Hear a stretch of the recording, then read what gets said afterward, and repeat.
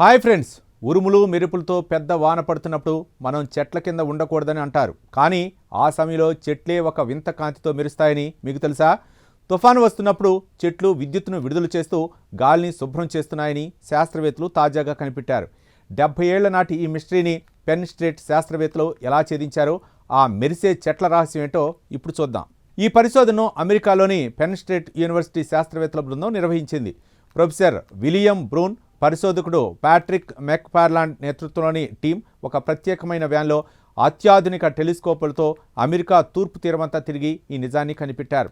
వీరి పరిశోధన వివరాలు జియోఫిజికల్ రీసెర్చ్ లెటర్లో ప్రచురితమయ్యాయి. అసలు ఈ వింత కాంతి ఏంటి? దీన్ని శాస్త్రవేత్తలు కరోనా డిశ్చార్జ్ అని పిలుస్తారు.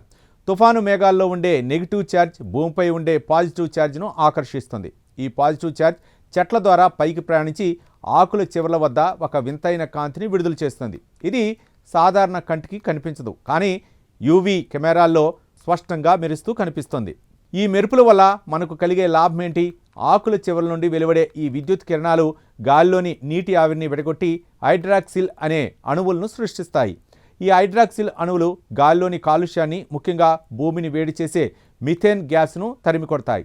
అంటే తుఫాను సమయంలో చెట్లు ఒక పెద్ద నేచురల్ ఎయిర్ ప్యూరిఫైయర్గా మారి గాలిని శుభ్రం చేస్తున్నాయన్నమాట.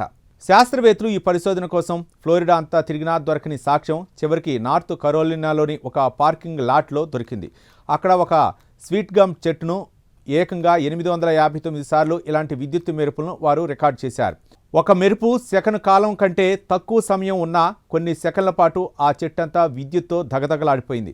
ఈ విద్యుత్ మెరుపుల వల్ల ఆకుల చివర్లో చిన్నపాటి గాయాలవుతున్నట్లు శాస్త్రవేత్తలు గమనించారు. అయితే ఇది చెట్ల ఆరోగ్యానికి మంచిదా కాదా అనే విషయంపై ఇప్పుడు పరిశోధనలు జరుగుతున్నాయి. చెట్లు ఈ ప్రక్రియను అలవాటు పడి దీని ద్వారా వాతావరణం నుండి ఏవైనా ప్రయోజనాలు పొందుతున్నాయా అనే కోణంలో బయాలజిస్టులతో కలిసి విచారణ జరుపుతున్నారు. చూశారుగా, ప్రకృతి తనను తాను ఎలా శుద్ధి చేసుకుంటుందో. తుఫాను సమయంలో మెరిసే ఈ చెట్లు పర్యావరణ సమతుల్యతలో ఎంతో కీలక పాత్ర పోషిస్తున్నాయో సైన్స్ నిరూపించింది. ఈ సరికొత్త నేచర్ స్టోరీ మీకు నచ్చిందని ఆశిస్తున్నాం.